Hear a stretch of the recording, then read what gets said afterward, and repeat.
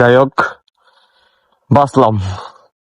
হ্যাঁ, আল্লাহ আল্লাহ করতে করতে বাঁচলাম। যাই হোক, আর্মির হাত থেকে তাও আল্লাহ মালিক।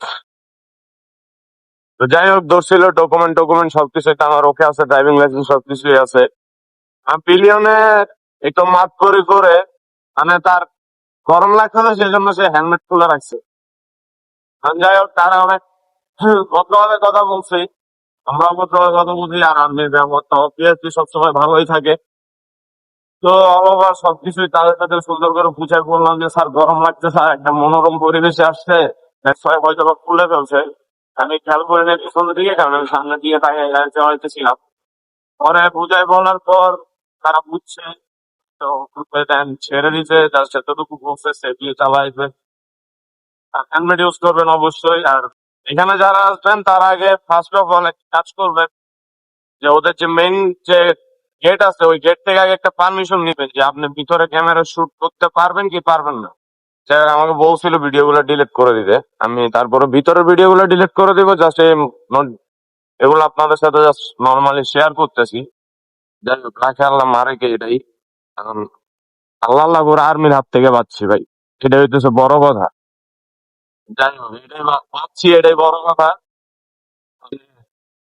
পুলিশ হইলে নির্ঘাত, এখানে কোনো হ্যাঁ না কোনো কিছু হইতো না, এটা আমি জানি।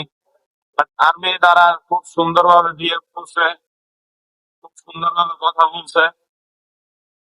চলো, সবকিছু বুঝে বলার পরে তো তারা বলে যাচ্ছে ঠিক আছে তাহলে চলে যান, নেক্সট টাইম থেকে অবশ্যই হ্যান্ডহেড ইউজ করবেন। And ভিতরে শুট করার আগে পারমিশন নিয়ে শুট করবেন, আপনার পারমিশন না থাকলে আপনি শুট করতে পারবেন না। তো যাই হোক, এতটুকুই সব কথার এক কথাই, মানে আপনি হাত থেকে পাচ্ছেন। আমি তো মানে আমার পুরা কলিজা টলিজা সবকিছু বাইরে যেতেছিল। আল্লাহ, আজ পর্যন্ত এতদিন গাড়ি চালাই একটা কেস খাইলাম না, আজকে বুঝি আর্মির হাতে আমার কেস খাইতে হইব। যাই হোক, সামনে ওদের চেক পয়েন্ট আছে, এখানে ভিডিওটা স্টপ করি আমি। বাড়ি থেকে বের হয়ে চলে আসছি এখন। এখানে কোনো রুম নাই, কোনো এখানে নাই যে কেউ করা যাবে। তো মূলত আজকে হাটের যে জানি না, সব সময় থাকে না, বাট আজকে হুট করে দেখি যায় ওরা স্পিড গান নিয়ে দাঁড়ায় আছে, পেপার চেক করতে, যে হেলমেট না রাখলে ঢুকতেছে, ড্রাইভিং লাইসেন্স তাদের সাথে ভদ্রভাবে কথা বললে তারা ভদ্রতা অবশ্যই দিবে। আর আপনি যদি অভদ্রভাবে কথা বলেন, যেমন আমার সামনে নোটের সামনে আমি করে কথা বলতে চাই, তার হেলমেটও নাই, ড্রাইভিং লাইসেন্স নেই, তারা দোকান মধ্যে দিয়ে দিতে। আর তো প্যারাডক্সের সাথে সবার পরিচয় করাবো, বাট প্যারাডক্সের সাথে পরিচয় করানো হয়তো হবে না ততক্ষণ পর্যন্ত।